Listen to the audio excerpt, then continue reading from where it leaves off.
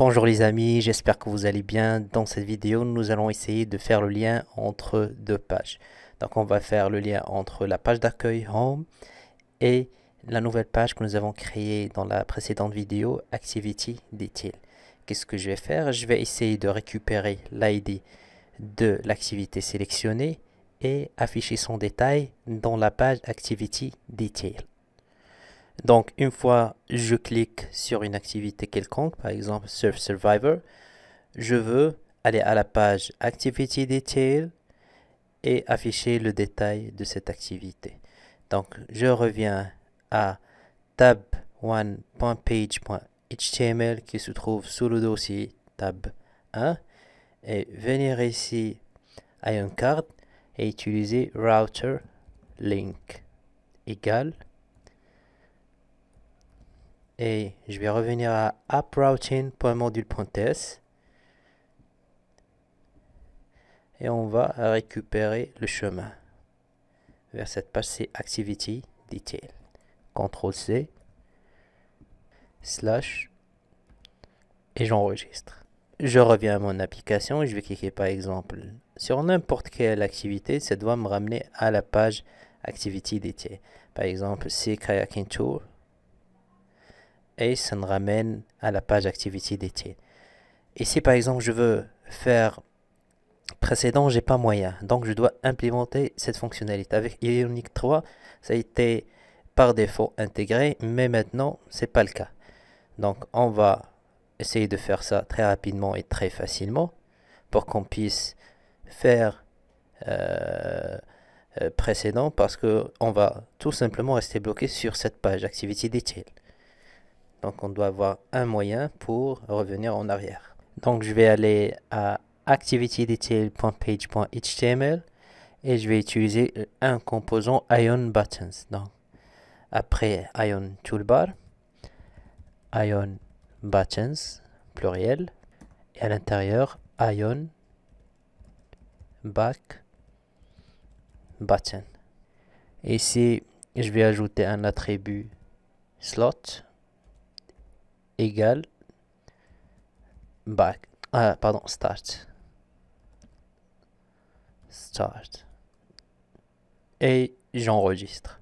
Précédent, je rafraîchis et je clique par exemple sur cette activité. Et voilà, mon bouton back is back. Donc on a résolu ce premier problème. Le deuxième problème, c'est que cette activité, je dois toujours garder les tabs visibles.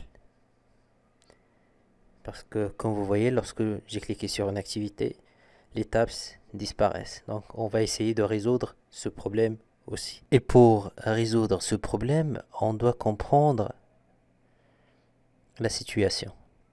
Si on revient au fichier approuting.module.ts, nous avons deux route paths. Des chemins, on peut dire parents. Ou bien route racine. Comme vous voulez, parents ou racines. Donc nous avons ces deux, nous avons tabs et nous avons activity detail. Ici, on revient à tabs et là, des children, c'est-à-dire des enfants. C'est tab 1, tab 2 et tab 3.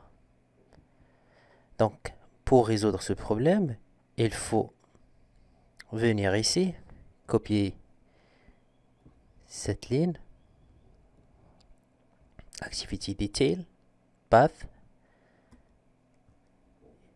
j'enregistre, je reviens à tabs router.module.ts et ici Children et je vais rendre Activity Detail un enfant de tabs.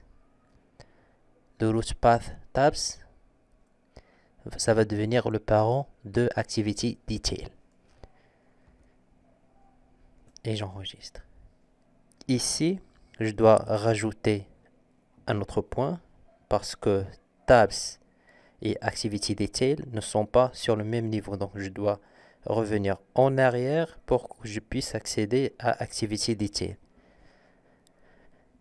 Voilà, tabs router.module.ts se trouve dans tabs, donc je dois sortir de tabs et accéder au dossier Activity Detail.